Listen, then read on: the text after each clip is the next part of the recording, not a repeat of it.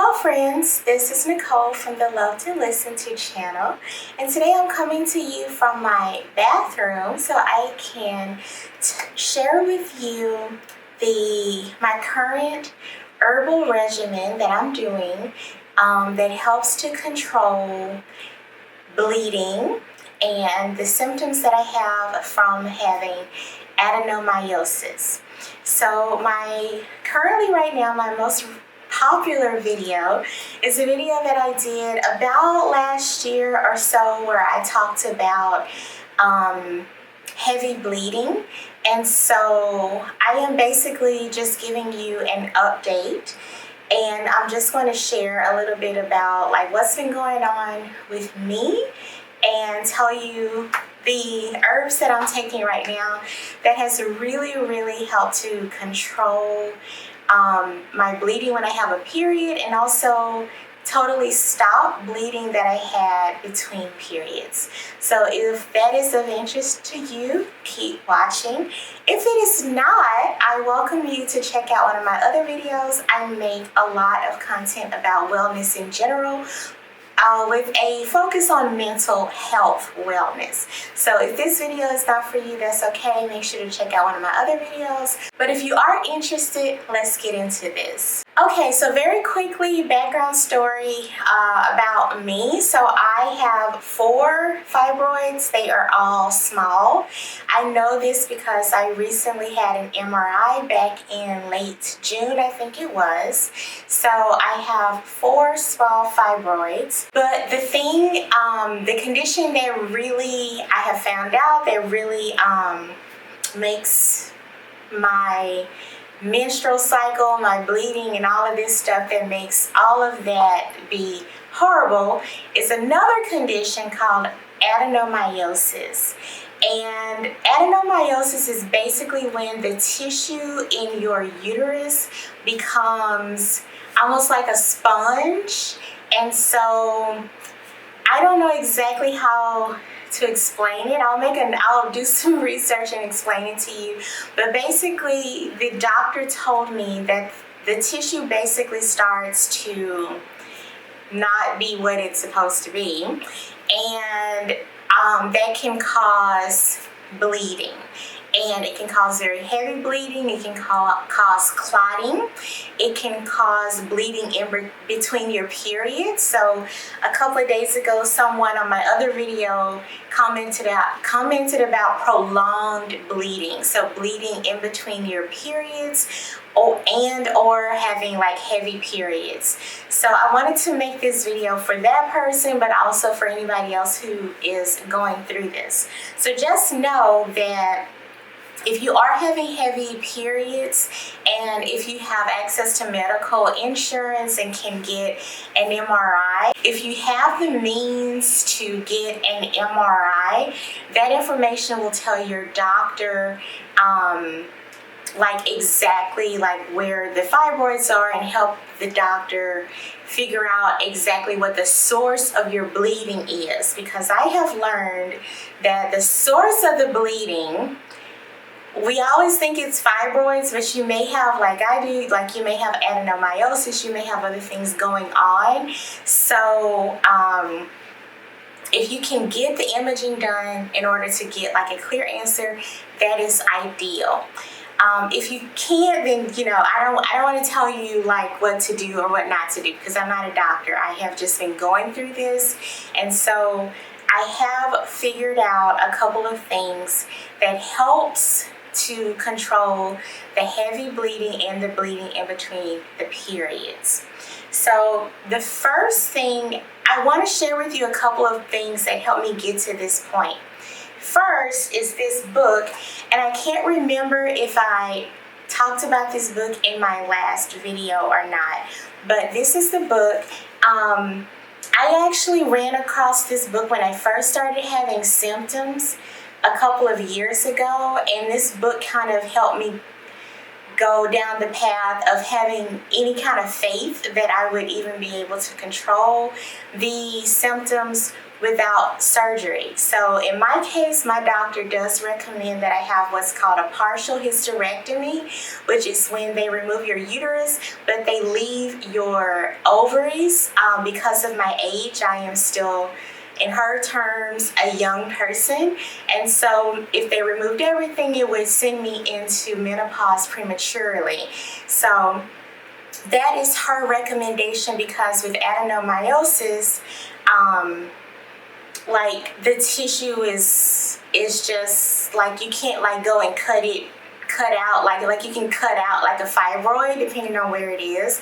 But with adenomyosis, you can think of like the whole surface of the uterus being, the tissue being affected, and so you can't like go and just cut out the parts that's bothering you. So unfortunately, in my case, a myectomy, I think that's what it's called when they do the fibroid removal, that is not an option for me, and I am not ready to have a partial hysterectomy. So I am using these herbs in order to control the symptoms of adenomyosis, basically.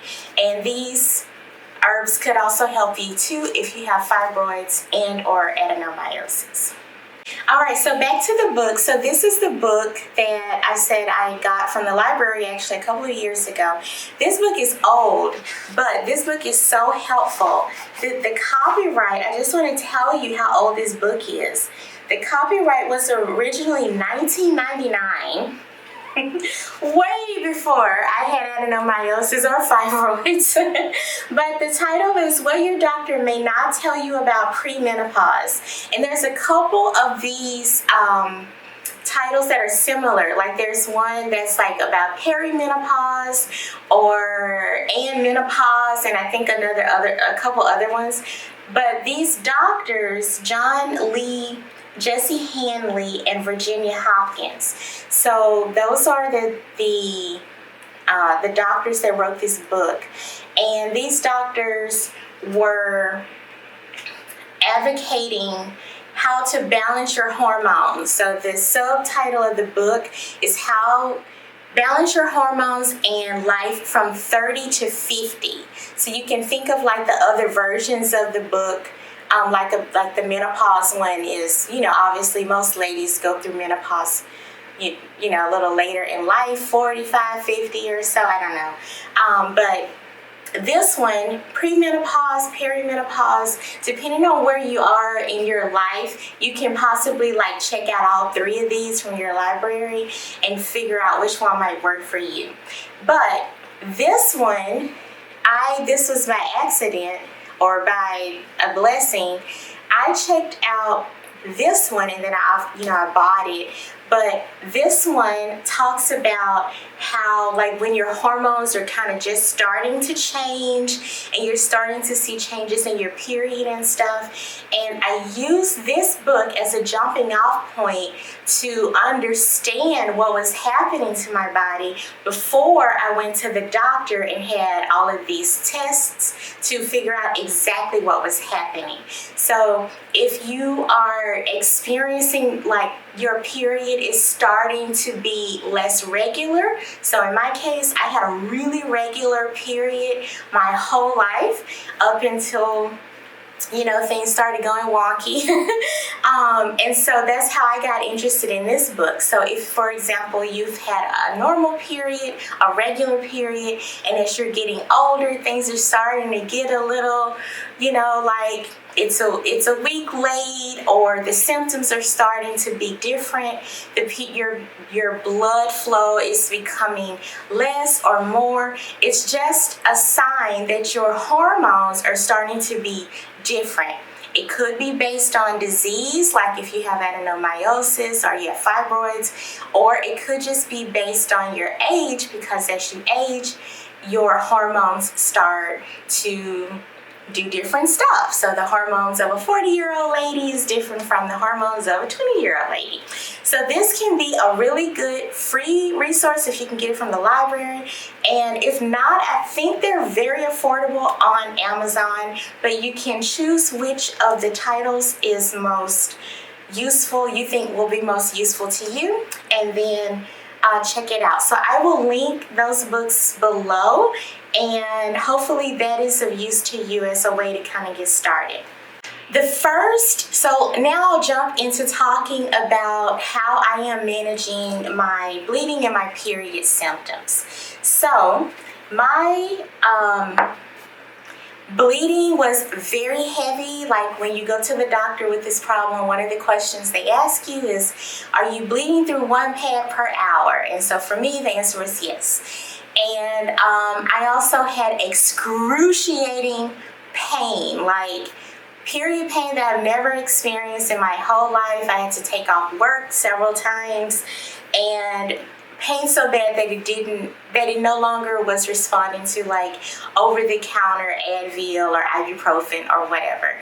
So I had never experienced those things before, but those were the 2 big symptoms that I wanted to get under control. So the first thing that I will tell you that I learned from this book, and maybe it's probably in the other versions of this book, is stress. You're not going to believe me, but I hope you will. I hope if you're playing this video and you are half listening, this is your cue right now to perk up and listen. This video is going to be long, I'm sorry. Perk up and listen, because I have been tracking my period symptoms like on a spreadsheet and like with all this stuff or whatever. And I can tell you without question, after tracking my period and my symptoms and the heavy bleeding and the excruciating pain and all this stuff, I can tell you without question that stress is directly correlated, at least for me, it may not be for you, but at least for me, stress is directly correlated with worse periods, like more bleeding, more pain, the other symptoms like the bloating and the tiredness and the grumpiness and all of this stuff. Every time that I have been in a super stressful situation over the past 2 years, I have been tracking my period. The next one that I get is substantially worse with the bleeding and the pain. So my free advice to you, I know it's easier said than done. I am a very anxious person. I have a kind of demanding job. Most of the time I work more than one job. I am trying to figure out my life. Like I have a lot of stuff going on like everybody else. But I am telling you, before you go and buy these herbs that I'm going to tell you about, before you even go buy this book, if you can do something for free to reduce your stress levels, or if you can meditation is free, prayer, however you connect to, divine God, whatever you believe in, journaling, going for walks outside, all of these things are low cost or free, but get your stress under control. Your stress may be one of the biggest contributors to how your symptoms manifest. Now, if you reduce your stress, it's not going to like fix your adenomyosis or fix your fibroids or shrink them or what it might, I don't know. But I'm not saying that physically is like your body might change, but how your symptoms manifest, like how you experience them, it might really change. So please, please, please try that first, and then combine the other things that I will tell you about. Your stress slowly killing us all, basically. Okay, so now let's talk about the herbs and stuff. I will leave timestamps below because people will probably want to hopefully come back and refer to this video. So I take several things. I'll go through them somewhat quickly so the video isn't like an hour long. But if you have questions, make sure to comment down below. And I am reading the comments and making more videos and stuff to help you. So if I know the answer, if I think I know where you can get the answer, I will see it and I will reply. So the first thing is that I'm taking is this YiMuCao. I don't think that's how you say it, but this is, all of the writing is like in, I don't know if it's Chinese Mandarin, but it is, I don't know exactly what, like, I don't know how to translate this. So I'll link this down below. I think it's similar to motherwort, which I'll show you a different version of this later, but I'll link this down below. I get this from Amazon. This little tube, this little like container is, I think, $15, and it lasts maybe a little over a month if I'm not mistaken. So inside there's this little scoop, and then this is what it looks like on the inside, and I'm going to show you how to prepare it here now. Okay, so I have my little YiMuCao stuff, okay, and you just take a level spoon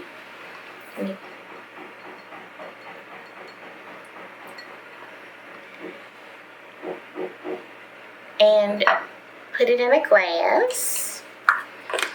And so I think on Amazon it's called like a tea, but I'm warning you, it doesn't taste like tea, but it's very effective.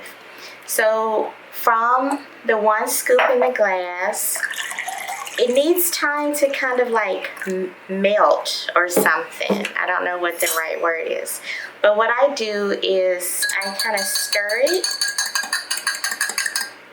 and then I let it sit. So I'm going to let it sit, and I'll tell you about the other stuff, and I'll come back to this. But this is how you prepare it, and you let it sit maybe like 5 minutes or so and stir it again, and then you just drink it down. Okay, so this is motherwort in capsule form. I just want to back up for a second. So I found out about this YiMuCao by doing a search on Amazon, and I saw that it has so many reviews of women who had symptoms similar to mine, so that's why I decided to try it. But I think that this is similar to motherwort, but don't quote me on that, I don't know for sure. This is motherwort in like capsule form. So for this, you take 2. And everything that I'm going to show you, you can buy on Amazon or at Whole Foods. So this is what these look like. So you I take 2 of these, and it's a lot. I mean, you know, I'm gonna be honest, like, I spend probably like $100 or maybe about $100 a month on these herbs. So it's not super cheap, but it has helped me to feel better, and at this point I'm able to avoid surgery. So I'm just trying to keep it real with you. So none of them are like super expensive, but it is a lot. So the first one is motherwort. The second one, which I learned about from this book, is vitamin E. The book explains more about why vitamin E is important for your lady parts and stuff. I never knew that vitamin E was important for your reproductive system. I thought it was just for like pretty hair and skin and stuff, but it is also it's very helpful for your reproductive organs as well too, apparently. I also take, I'm trying to tell you in somewhat of a logical order, so related to the lady, like specifically designed for or specifically meant for your reproductive system. This is Vitex, which is also called chaste tree berry, if I'm not mistaken. So I get these from Whole Foods or, Amazon, kind of the same place. So this, it's not focusing for some reason. Hopefully you can see this. This is Vitex. It looks similar to the motherwort, and you take 1 capsule 2 to 3 times a day for 8 to 12 weeks. Thereafter, take 1 capsule a day. For me, I cannot be bothered with counting and stuff like that, so I just take 2 a day. There you go. And it works for me. Doesn't mean it's gonna work for you. You have to make your own decision. This DHEA it promotes your sex hormones. So I get this from Whole Foods too. And you take one. And these are tiny little things like this. Let me show you. It's a tiny little pill. So you take 1 per day. Okay. And then I also take the Shatavari. I think I talked about the Shatavari in my last video. You take 2 of these per day. And they look like little compressed wood pills or something. But you take 2 of these a day. Well, I take 2 of these a day. And then the B vitamins, so specifically B5 and B6. These are good because, like, if you are bleeding a lot and you need some energy, your B vitamins, like you've probably heard of B12, your B vitamins are super important for, like, your energy levels. Because if you're, like, bleeding a lot, you may feel very tired. I know I did. So I take the B vitamins to kind of help me stay energized. And both of these are, let's see, the B6 is 1 a day and the B5 is 2 a day. So 2, 1. Okay, also related to energy is this maca.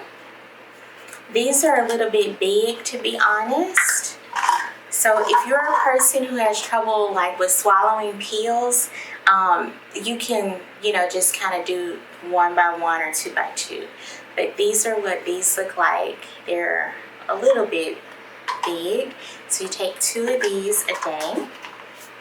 And then, of course, I take the B12. This is also for energy.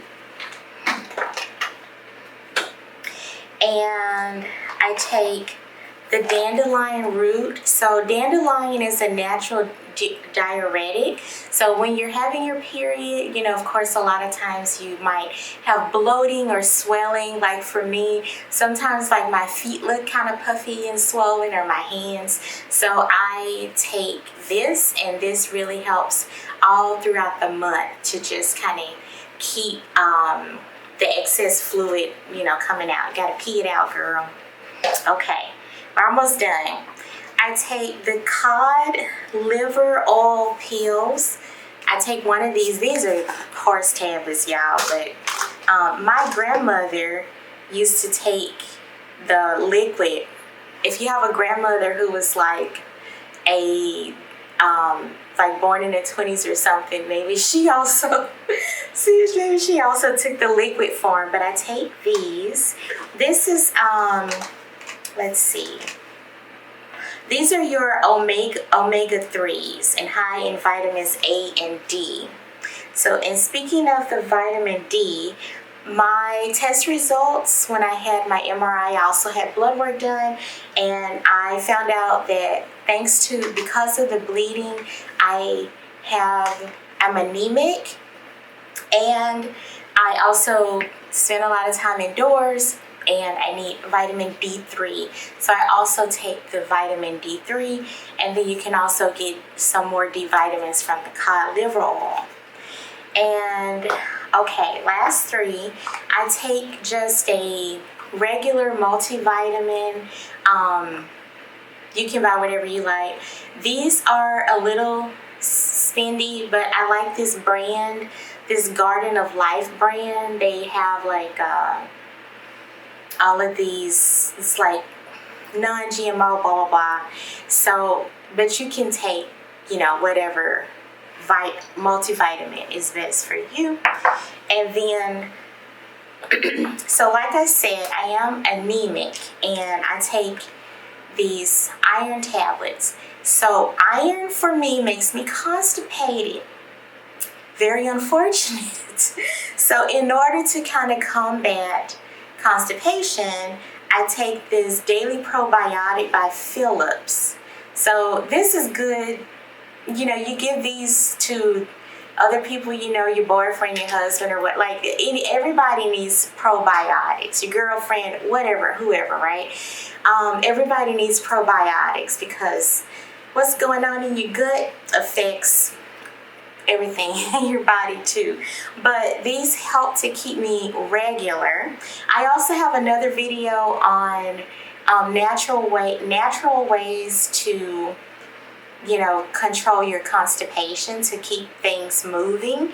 So if you are taking your iron, I take one about every other day because every day it keeps me constipated and I don't always like to deal with it. So I take one every other day, but even with that, I have to make sure that I stay regular. So if you have issues with constipation, I'll also link my video down below where I talk about the natural ways that I basically cure constipation. So that is it. So let's get back to our little tea. So in case you skipped ahead in the video, what I'm about to drink is the YiMuCao. I don't know how to say it. I barely speak English, y'all, and this is Mandarin, I think. But I am about to drink this, and I showed you how to, you know, take one spoonful, you put it in some water. So if you don't let it sit, what happens is really gritty. But if you do let it sit and you kind of stir it up, you can kind of see that it's dissolved, at least somewhat. It has not dissolved all the way, but it's mostly dissolved in the time that I've told you about the other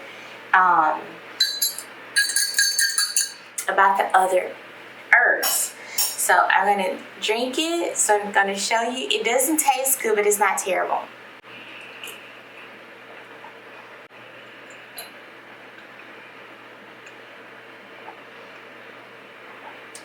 And then when you get down to the end, you know, you swirl it a little bit. You want to make sure you get it all, because this is probably the most helpful thing out of everything I've showed you.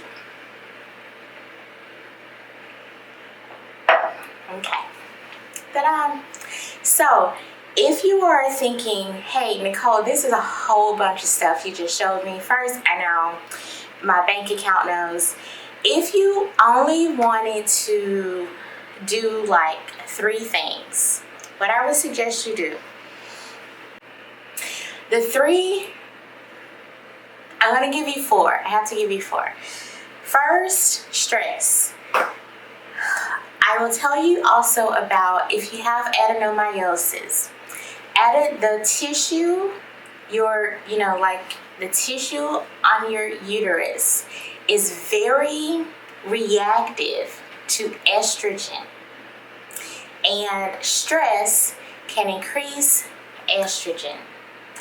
And I thought I was kind of crazy. I thought I was kind of making it up in my head until I tracked it for 2 years to see what would kind of like cause some months to be horrible and some months to be normal, tolerable. Even like the last month that I had a period, I think I only took 3 ibuprofen the whole month. So the stress, I have been religiously dedicated. If somebody is coming at me crooked and I kind of feel myself getting stressed out, I shut it down. No. because I have seen that the stress makes my periods horrible. So that's the first thing. Do whatever you can to get your stress lowered and keep track and see if your bleeding and your pain and whatever other symptoms that you want to track, and see if they don't improve. I feel like they will. Second is the YiMuCao. This stuff I have been tested on myself where I wouldn't take it for like a couple of weeks and kind of see how things go.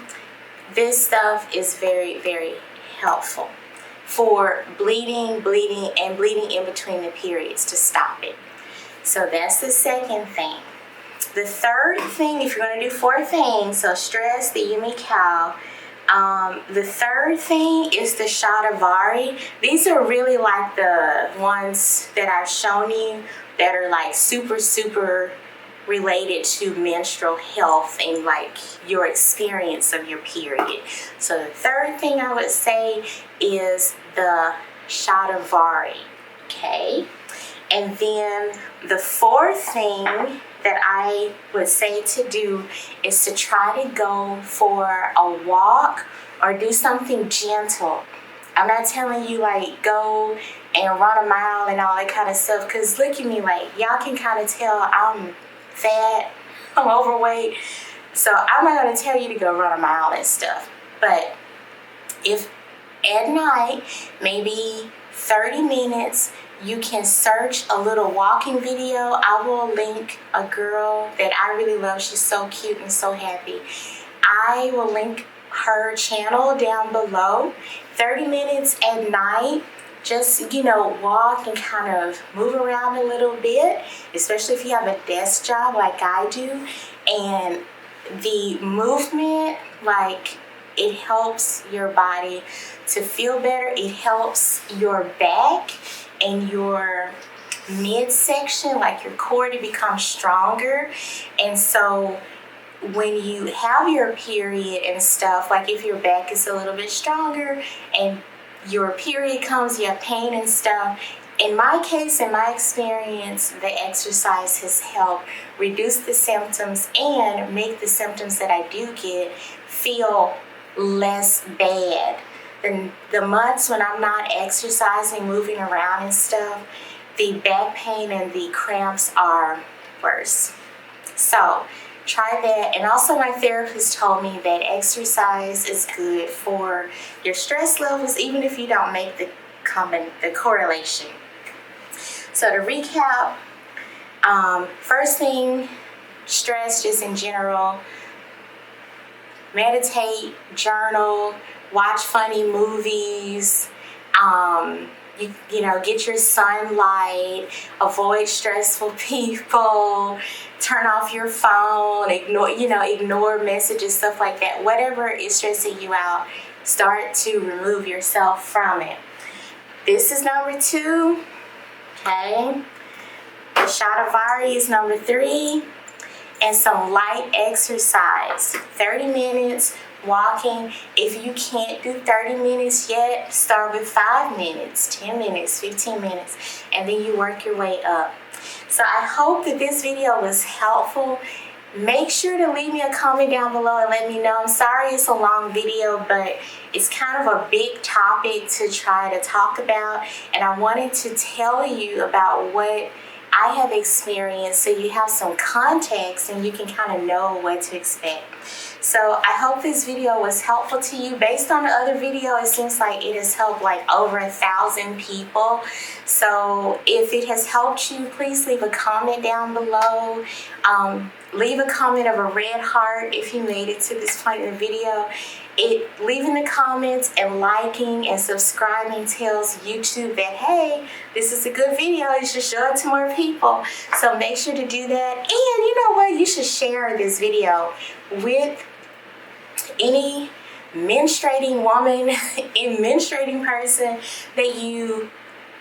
that needs to know about it. And make sure to share it, because in my experience, I didn't know that a lot of my friends have like really bad periods and horrible period pain and stuff until I asked them, like, hey, what do you do for this? Or, you know, woo to woo to woo. I didn't even know that people are suffering. So many women have really horrible, heavy periods. I didn't even know until I started asking people. So if you share this video and the other one, the constipation one, whatever you think, you could be helping somebody and you don't even know. So I will see you in the next video. Thank you so much for watching, and may you feel better and just do whatever you can to release yourself from all of the pain and misery of these heavy periods. I love you so much, and I'm wishing you all of the best, my friends. I'll see you in the next video, and until next time, namaste.